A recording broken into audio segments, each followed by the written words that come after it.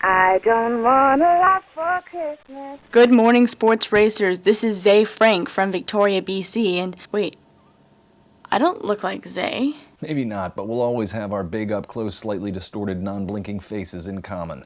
So I was on MySpace today, and I have 2,200 friends. But I started to think about all the people out there with very few friends. People who might be feeling lonely. So we have to adopt someone. Let's find someone on MySpace who we don't know, and who doesn't know us, but who needs some friends. Fabulosos, fire up the wiki to nominate people. Shh. And next Thursday, let's surprise someone by all becoming their friends in one day. It's the Sports Racer Holiday MySpace Adoption Program.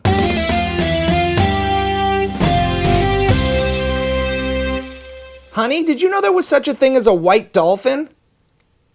Oh, never mind. CNN reports that China's white dolphin has been declared functionally extinct. The few, if any, that remain will not be able to breed quickly enough to avoid extinction. After living it up for nearly 20 million years, the white dolphin succumbed to overfishing and boats which interfered with their sonar. Humans, however, after events this week said, let's call it even. 2 less extinct dolphins got sick this week at a Chinese aquarium after swallowing some plastic. Attempts to rescue the dolphins with surgical instruments failed, so Chinese authorities summoned the world's tallest man, Bao Zhishun, a herdsman from Inner Mongolia. Bao used his incredibly long arms to retrieve the plastic. Mr. Zhishun is reportedly not returning phone calls from the Federation for Constipated Elephants. The Postmaster General announced that notable Americans need only be dead for 5 years instead of 10 before they can be commemorated on a postage stamp. Reportedly, the policy change came after it was discovered that Karl Rove had already submitted a sketch for the Michael Moore stamp. UK's The Metro reports that in Germany, a 15-year-old boy discovered a stack of nudie pics. Hello.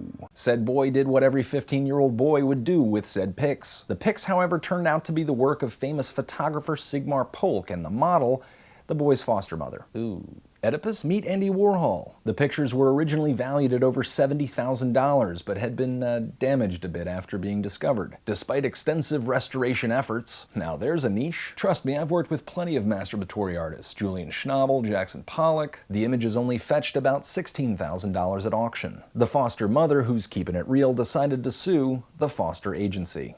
It's all about copying on the web these days. Yahoo engineer Jeremy Zawadny discovered this Google promotions page, which looks identical to a promotions page that Yahoo had released earlier. In all fairness, web designers are expensive, and Google's running a little short on cash these days. Meanwhile, Stephen Colbert ripped into the band The Decemberists for challenging their audience to animate a green screen background for their new music video. Colbert playfully said, "Green screen, where have I heard that before?" referring to when his audience was challenged to remix green screen footage of Colbert himself pretend fighting with a lightsaber. Pretend fighting with a lightsaber? Where have I heard that before? Colbert's project was, of course, borrowed from the fan community surrounding Ghislaine Rada, or the Star Wars Kid. Reportedly, Colbert's next project will be entitled The Puma Puma Song. Finally, the New York Times reports the death of nearly 2,500 ducks in Idaho. Reportedly, these ducks had learned how to read and committed mass suicide after finding out that they were being referred to repeatedly as lame. Quack, quack, quack. Running Fool marches onward, currently in Salt Lake City. Hey,